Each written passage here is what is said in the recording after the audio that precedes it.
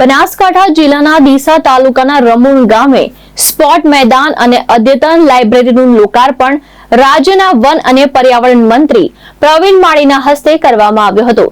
ગામના સર્વાંગી વિકાસની ગતિ આપતા આ પ્રોજેક્ટને લઈને ગ્રામજનોમાં ઉત્સાહનો માહોલ જોવા મળ્યો હતો।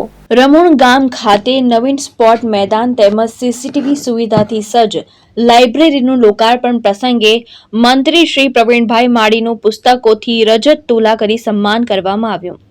મંત્રીશ્રીએ જણાવ્યું કે વિકાસના કાર્યોમાં બાળકો, યુવાનો અને વડીલો સૌના હિતમાં ધ્યાનમાં રાખીને આયોજન થાય ત્યારે સમરસતા અને એકતા મજબૂત બને છે।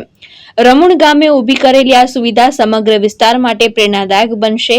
તેમણે વધુમાં જણાવ્યું કે રાજ્ય સરકારના પ્રયાસોથી ગામના ત્રણેય તળાવો નર્મદાના પાણીથી ભરવાની મંજૂરી મળી છે, જેના કારણે ખેડૂતોને પાણીની પૂરતી સુવિધા મળશે અને ખેતીની ઉત્પાદન ક્ષમતા વધશે।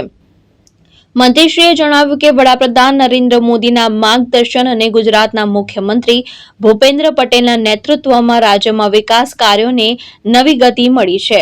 ગામડાઓમાં શહેર જેવી સુવિધા પહોંચાડવાના સરકાર કટિબદ્ધ છે। કાર્યક્રમમાં ગામના સરપંચ, આગેવાન, અધિકારીઓ તથા મોટી સંખ્યામાં ગ્રામજનો ઉપસ્થિત રહ્યા હતા। વધુ વિકાસના કામો લાવીએ, વધુ લોકોના જીવનમાં બદલાવ થાય।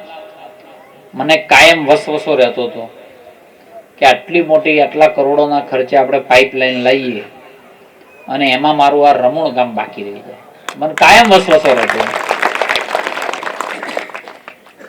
મહેનત કરી, રાજ્ય સરકારની અંદર મુખ્યમંત્રી સાહેબને વાત કરી, બધી ટીમ બધા જોડે વાત કરી, તમારા સરપંચ શ્રી પાછળ, આગેવાનો એની પાછળ કે અમારે કંઈક કરીને અમારા તળાવ ભરો। આમ તો વિશ્વાસ કોઈ જ નહોતો, પણ જેવું થરાદ સીપુમાં પાઇપલાઇનો તળાવ ભરાવા માંડ્યા એટલે બધાનો વિશ્વાસ બેઠો કે ના હવે આવશે પાણી એમ કે। નહીં તો એની મજા ખૂબ લીધી છે લોકોએ, બરાબર કે નહીં? આ નેવાના પાણી મોભે ન ચડે ને આ ને તે ઘણું બધું કીધું હતું,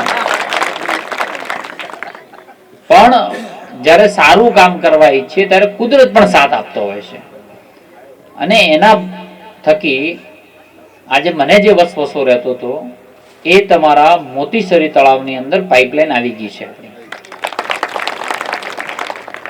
અને એનાથી મને સંતોષ નહોતો। સરપંચ પાછળ રહેતા તો મેં કીધું હવે તમે લાવી દો ને જેટલા હોય એટલા તળાવ એટલે પૂરા કરીએ। એટલે એક તમારું તળાવ સર્વે નંબર 329, એક તમારું સર્વે નંબર 420 અને એક તમારું સર્વે નંબર 751। આ ત્રણેયને આપણે ભરવા માટેની મંજૂરી માંગી લીધી છે।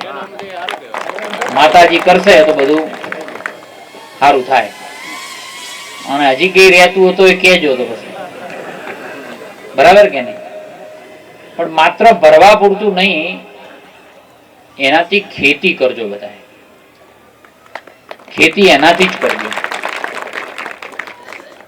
ઉપરનું પાણી છે, નદીનું પાણી છે, એટલે પાકની અંદર તમે જે નહીં કલ્પના કરી હોય ને એના કરતા વધારે પાક આવશે। આજે ડીસા તાલુકાના રમુણ મુકામે ગ્રામ પંચાયત દ્વારા સુંદર મજાની લાઇબ્રેરીનું લોકાર્પણ, એની સાથે આખું ગામ સીસીટીવી યુક્તનું લોકાર્પણ, વાઈફાઈનું લોકાર્પણ અને ખૂબ સુંદર મજાનું રમતગમતનો મેદાનનું લોકાર્પણ, જે રાત્રિએ પણ રમી શકાય એવી લાઇટો સાથેનું આ મેદાનનું લોકાર્પણ કરવા માટે આ અવસરે આવવાનું થયું।